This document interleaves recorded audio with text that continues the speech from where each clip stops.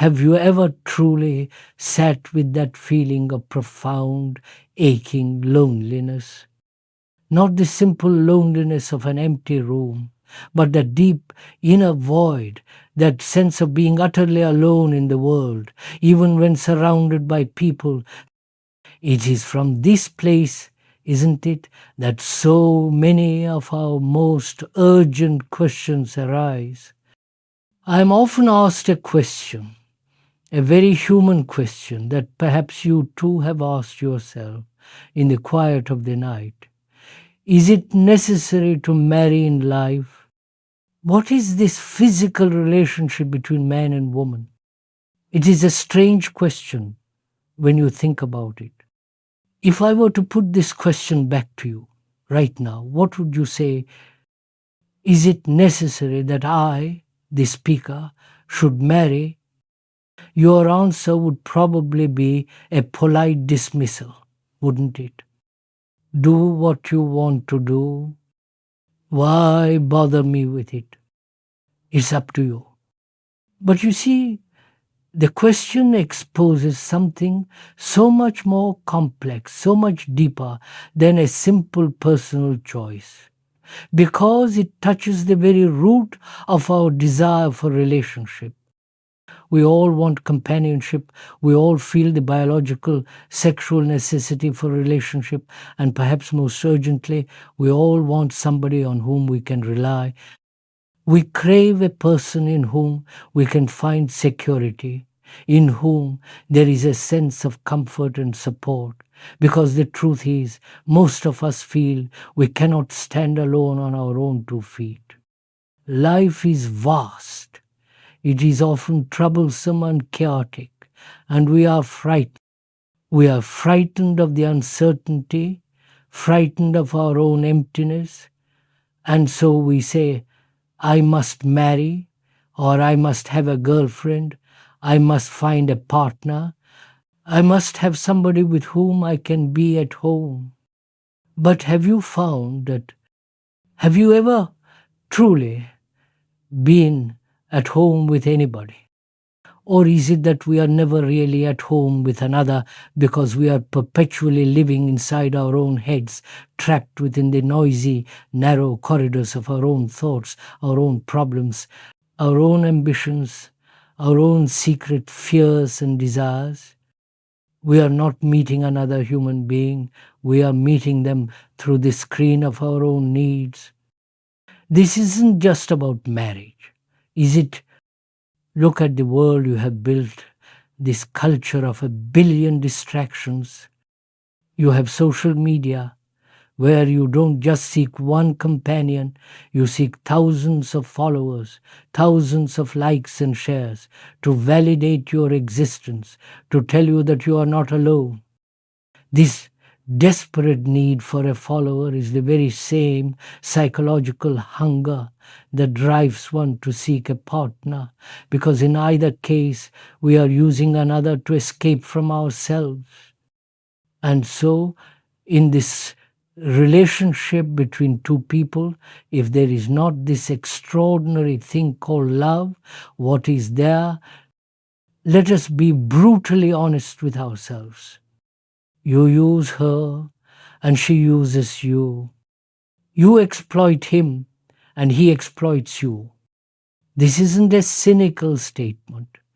It is a simple fact to be observed. I use you for my pleasure, for my comfort, for my sexual gratification, for my economic security, or simply to not be alone on a Saturday night. And you use me for the very same reasons. We create a contract of mutual convenience, a bargain of dependencies, and we call this arrangement love or marriage because it is too frightening to call it what it is, a transaction born of fear.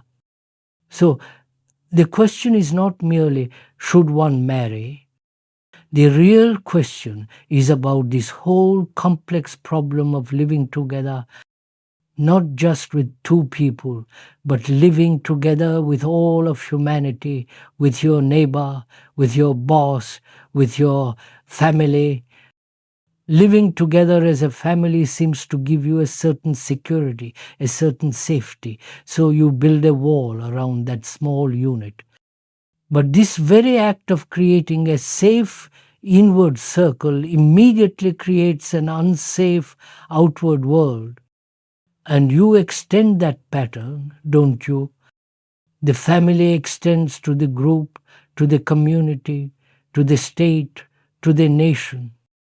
And this nation is immediately opposed to another nation, which means there is always division, always conflict, and inevitably wars. Do you see the connection? The psychological root of war is the very same root as the possessive, fearful clinging in a marriage. Both are born from this desperate search for security, which is the me, the self, trying to protect itself. So, the real challenge is to find out how to live with another one person or all of humanity without any conflict. Not just physical conflict, but without the inner struggle, the endless adaptation and adjustment. We think adjustment is a virtue, but what is it really? It means I suppress who I am to fit your image of me, and you suppress who you are to fit my image of you. We slowly, politely grind each other down into something manageable, something that won't disrupt our comfort, and in this process, all vitality, all real love is lost. To live without this, to meet another freshly, without the past, without the images, without the fear that requires a great deal of intelligence, a profound integrity. But we don't do that. We just marry off, driven by biological demands, by tradition, by the terror of being alone. This inquiry into relationship, into our own fear, leads us directly to the mechanism that creates the fear in the first place. This brings us to a much deeper question, one that was also asked of me. What is the difference between the brain and the mind? This is a very, very complex question, and we must approach it simply without theories. We know what the brain is, don't we? It is the physical organ, the result of millennia of evolution. Scientists are exploring this. They talk about the left side of the brain and the right side of the brain. The left side, they say, is what we use in our daily activity. It is the center of our technical, linear, calculating thought.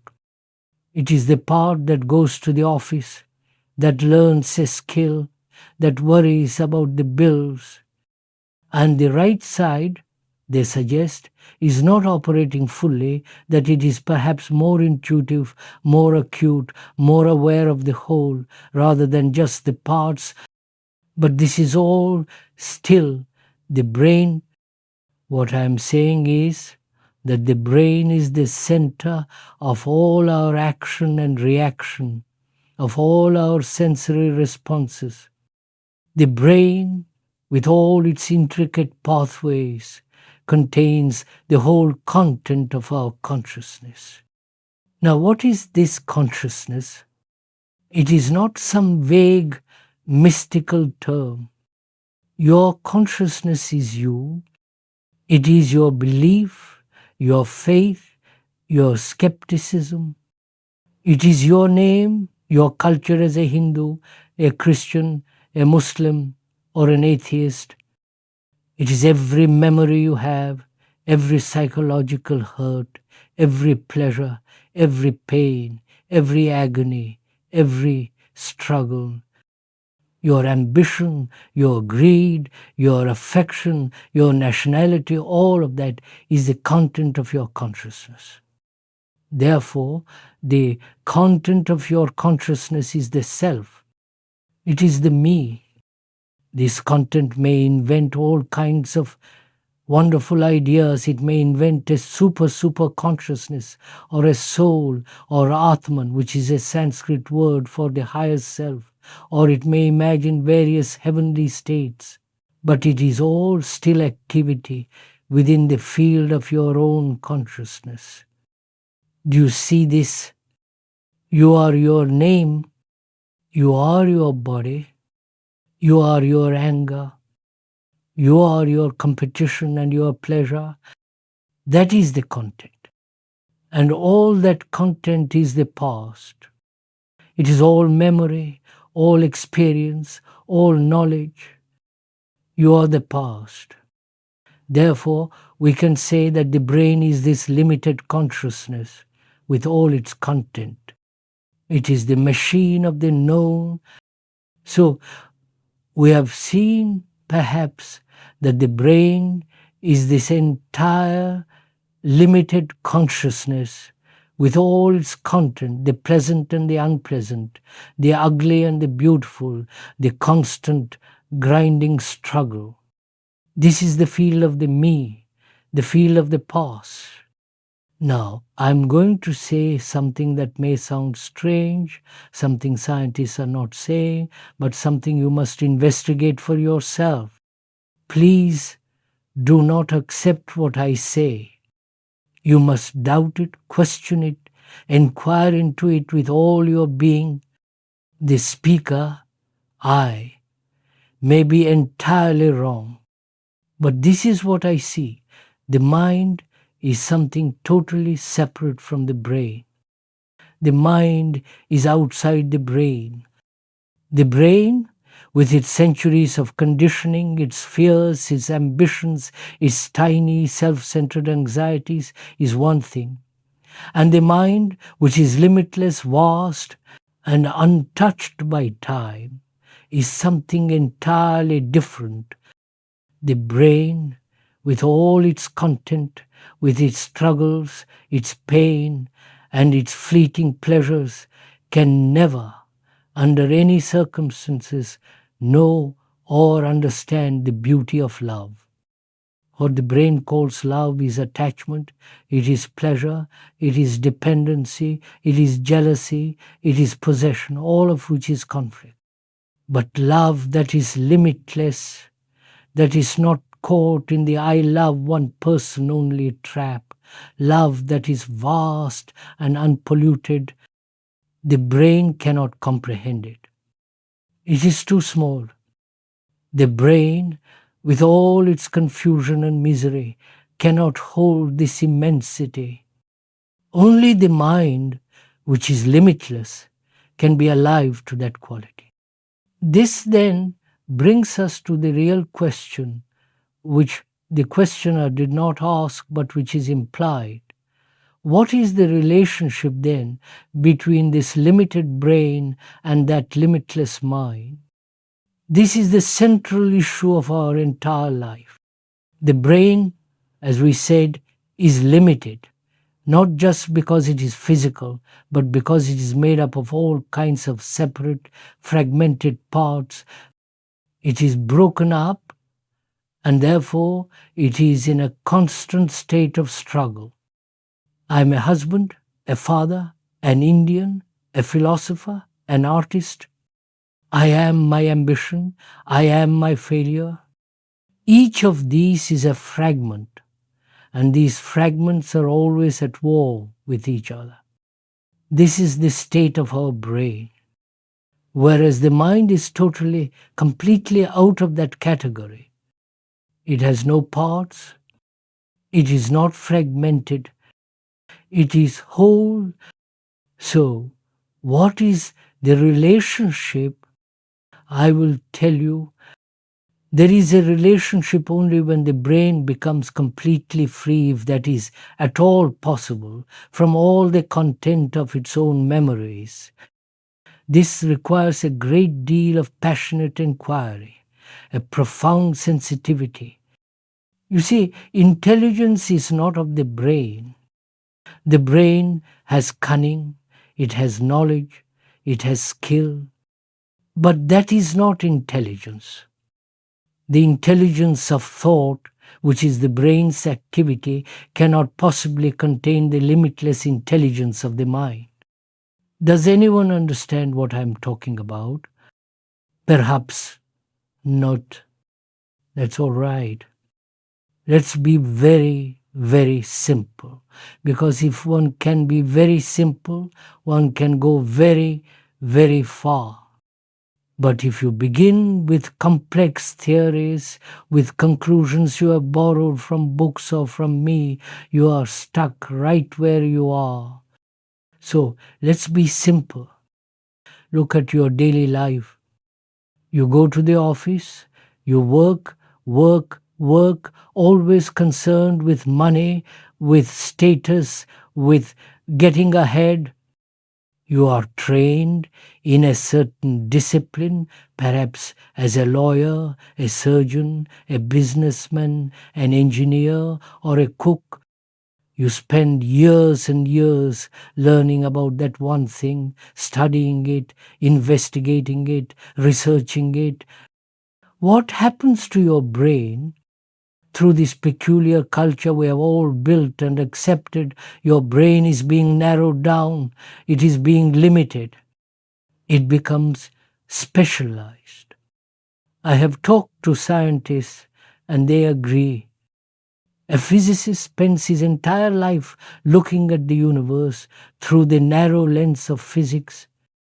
His brain becomes extraordinarily sharp in that one direction, but it is still a narrow channel.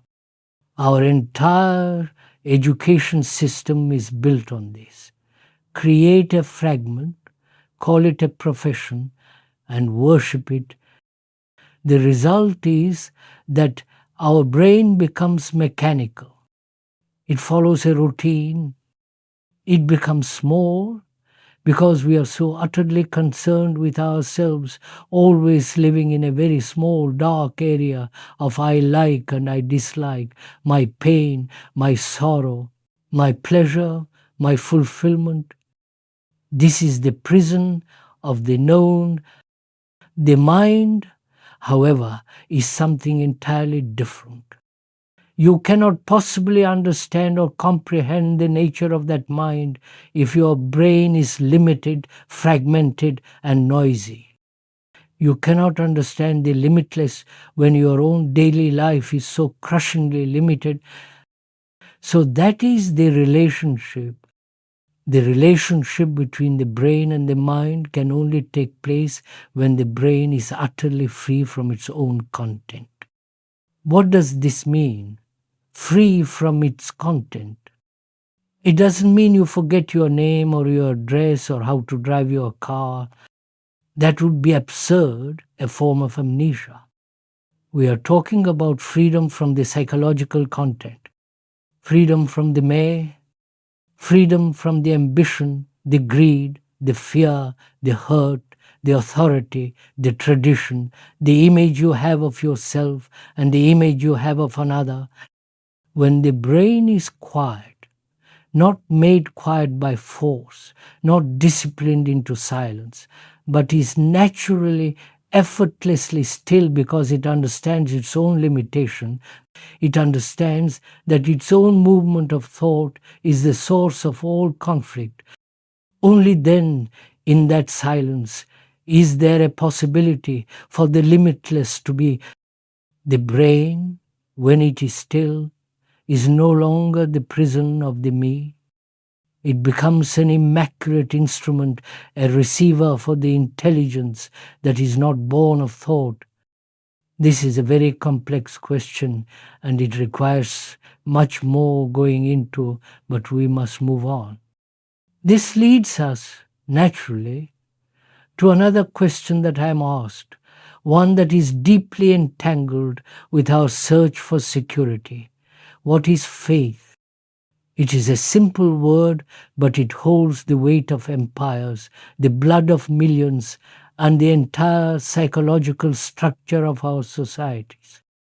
You say, I have faith in my wife, she won't betray me, or I have faith in my husband, or I have faith in my business, or most profoundly, I have faith in God.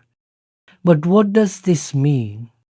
The entire structure of Christendom, for example, is built upon this bedrock of faith, a foundation where questioning, doubt, and skepticism are not just discouraged but often treated as a betrayal or a sin.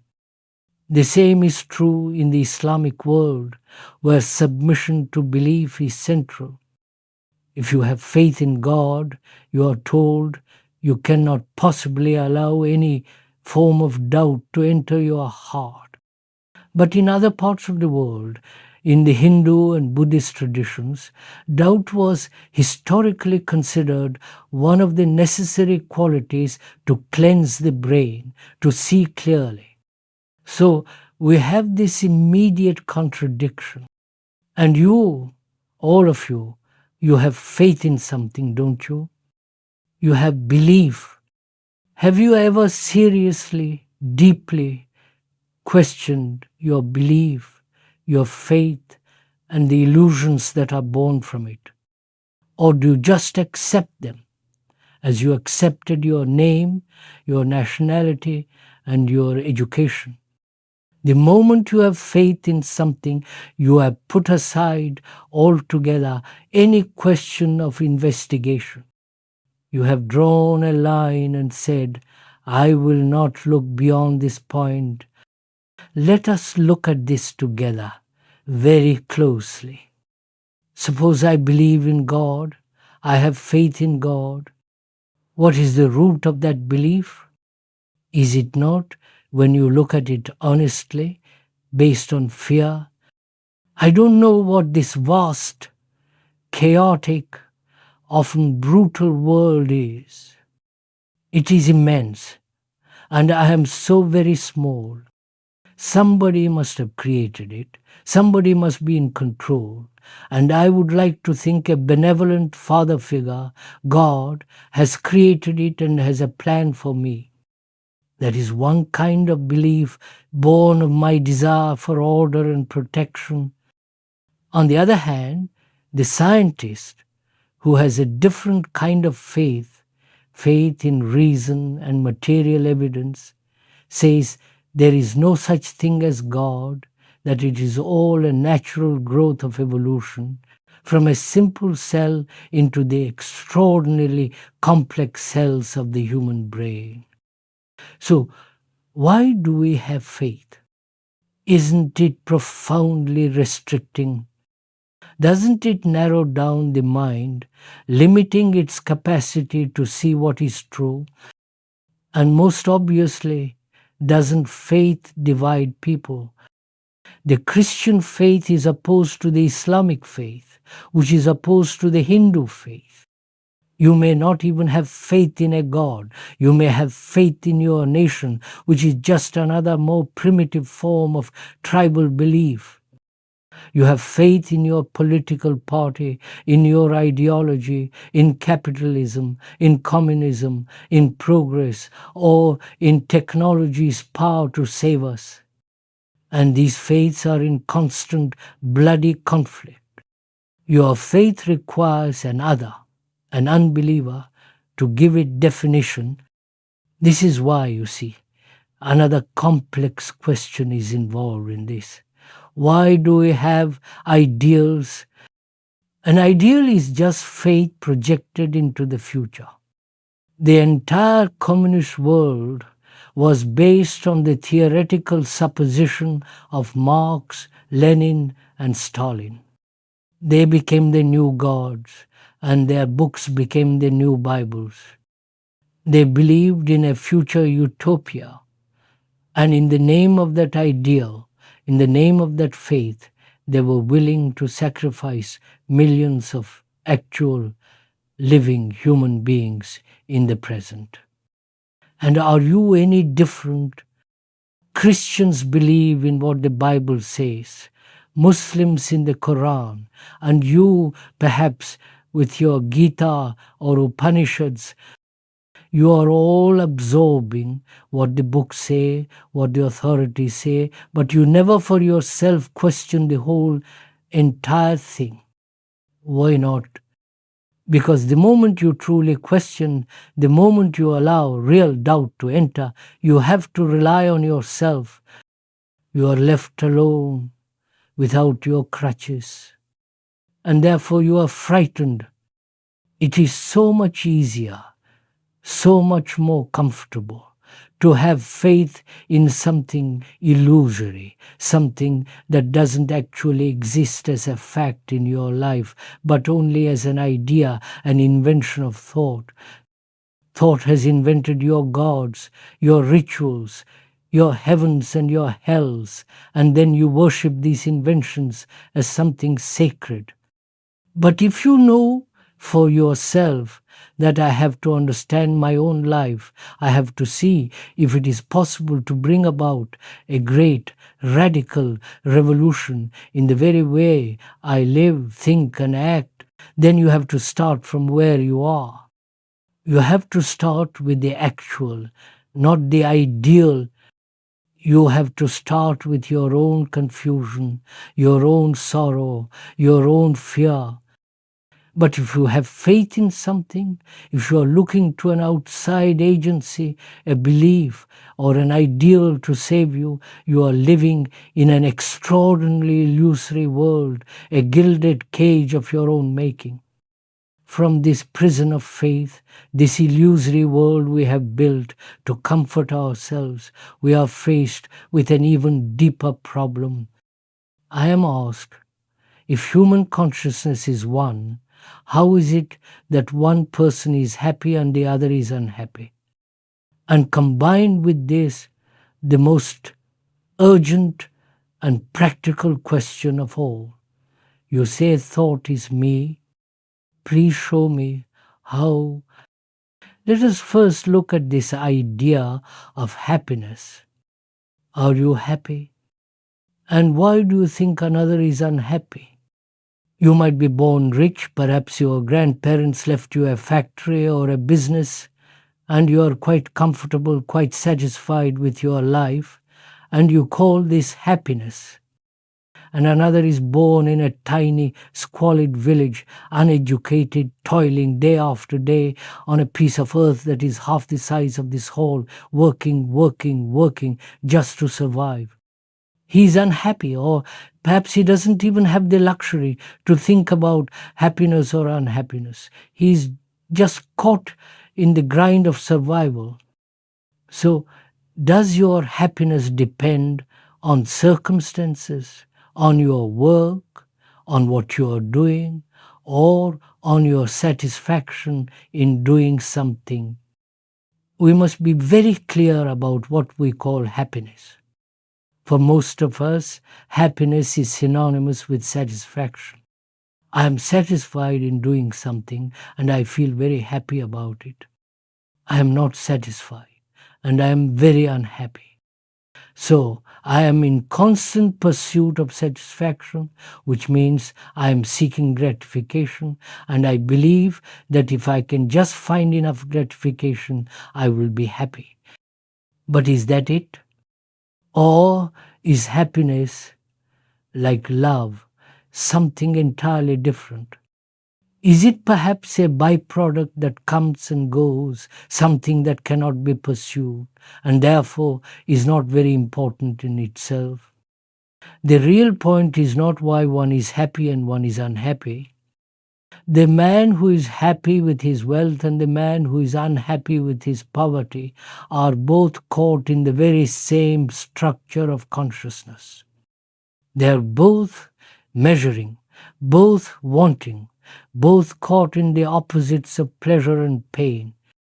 Their circumstances differ, but the consciousness that suffers, that desires, that fears is the same. The content of their consciousness is different, but the nature of consciousness itself, which is to be filled with content, is one. It is the consciousness of humanity, the consciousness of sorrow, of fear, of occasional pleasure, and of endless becoming. This brings us to the core. Show me how thought is me. How can I show you this? Can I put it on a television screen for you? Can I make a diagram, draw a map? Or shall I show you verbally, which means I will explain, I will describe step by step, and you will listen. And at the end of the intellectual explanation, will you see the truth of it? Or will you just have a new concept and say, no, that is not the self. The self is something far superior. It is divine, it is Atman, it is the soul, it is something else. You must be very clear. The explanation, the description, the word is not the thing. The word window is not the actual window. I can paint a beautiful mountain, but the painting is not the mountain. So I cannot show it to you, but we can, perhaps, if you are willing, investigate it together. So let us find out, when that question is put to you, what are you? If you are really frank, really serious, what are you? Are you not your name? Are you not your physical form, your face, your eyes, your hair? Are you not your profession, your history? Let's go deeper. Are you not your anger? Or do you think the anger is something separate from you? When jealousy is there, are you separate from the jealousy? When you are suffering, perhaps you have lost someone you loved. Are you not that suffering? Or do you think that you are separate from all that, an observer watching it? Is that a fact or is it an idea? Let's make it very concrete. You are your bank account, aren't you? If I took away your bank account, you would howl with pain. You wouldn't just say, you can take my bank account because it is not me. Of course you wouldn't. You are your bank account. You are your furniture. You are your house, your mortgage, your insurance. You are your achievements, your status, your power. And if you say, no, no, I'm not all that, there is something in me, a higher consciousness that is watching all this, I ask you again, is that a fact or is that something you have invented? Is it not just thought creating a super me, a permanent watcher, to protect itself from the fact of its own emptiness and impermanence? Is not your bank account, the very idea of money and property, the result of thought? Is not your recognition of your wife, your husband, your children, which is a bundle of memories, images, and reactions, the result of thought? Is not your tradition as a Hindu, a Muslim, a Christian, a Parsi, the result of years of propaganda, years of tradition, which is all the activity of thought? So, what are you? If you are honest, you will see that you are the collection of all your memories. You are the knowledge of the past. If all your memories were suddenly taken away, what would you be? You would be a vegetable. You wouldn't know anything. So, your memories, which are always the past, are what you are. Your thought, if you don't think at all, what are you? You are the whole content of the past. That past is modifying itself in the present and continuing as the future, but it is still the past. So you are the past, the present, and the future. In you, all of time is contained. The self, the me, your name, your quality, your ambition, your pain, your sorrow. It is all the past, it is all memory, it is all knowledge. And because all knowledge is, by its very nature, limited, the self is the most limited thing in existence. And that is why this self, this me, which is thought, is causing so much mischief in the world. Each self is out for itself. You are out for your own self, aren't you? Be honest. You want your ambition, your achievement, your fulfillment, your satisfaction.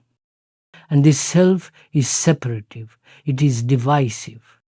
The me and the not me, my family and your family, my nation and your nation, my God and your God. This is the root of all conflict. So, I have explained, but the explanation is not the fact. The fact is for you to see this for yourself. And if you see it and say, I like the way I am going on, then perfectly all right. But you know for yourself that you are creating havoc in the world, and if you prefer to live that way, good luck to you. But there might be some who say that is not the way to live, that one must live with a global brain, a mind that is not fragmented, without any division, without any nationality, without any self. Don't make that into some kind of heightened illumination only a few can reach. Anybody who sets his brain and heart to understand the nature of the self and be free of that self, anybody can do it if they put their mind to it. This brings us to the final and perhaps most profound question. If the great religions of the world are not true religions, what is then religion? First, why do you use the word if? Why do you say if the great religions are not true religions? Are they religions? You answer that question. You go to temples, to churches, to mosques. You have your rituals, your hierarchy, your priests, your popes, your beliefs, your faith, your dogmas. You go and offer enormous sums of money to some image made by the hand or by the mind, which you call God. Is any of that religion? You accept it as religion, but if you really question it, if you doubt it, you begin to ask, are not all these things put together by thought? The Bible, the Quran, your own so-called sacred books, they are all put down by thought. They are not divine revelations. They are not straight from God's mouth. I know you love to think that it comforts you. But thought has operated and put words down on paper, and then you accept them as something extraordinarily sacred. So if you brush aside all that, and that requires real skepticism, a sense of freedom to observe, freedom from fear, total freedom from fear, then you can find out for yourself what is religion. Religion, then, is the inquiry to find out if there is anything sacred not invented by thought. Is there anything that is not measured by words? Is there something that is immeasurable, timeless? This has been the question from the ancient of times. The ancient Egyptians, the Greeks, all the past civilizations have asked this. But to find that out, the brain must be entirely free from its content, free from fear, from anxiety, from the sense of terrible loneliness, from the fear of death.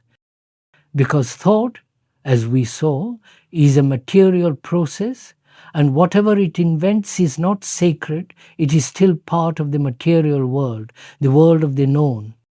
So, to find that which is sacred, the brain must be entirely still, free from its own movement.